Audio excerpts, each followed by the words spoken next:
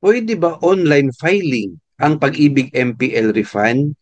Answer, unang-una friends, may website na si Pag-ibig Fund. Pwede na po mag-online transaction sa kanila.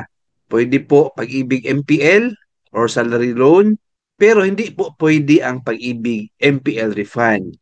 Yes friends, yan po ang napag-alaman natin when we ask PACD officer ni Pag-ibig Fund.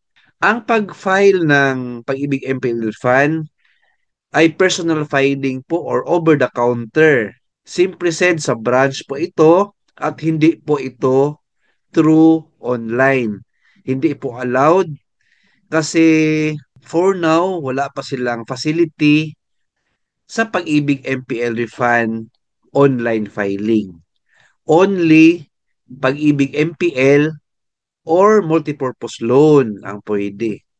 Ayan po. So thank you for this question, sir or ma'am. Lahat ng mga questions about Pag-ibig Fan, bigyan natin ng good answer sa channel natin. Keep watching my YouTube channel. Please like, share this video, and subscribe my YouTube channel. Thank you, God bless, and 2 thumbs up.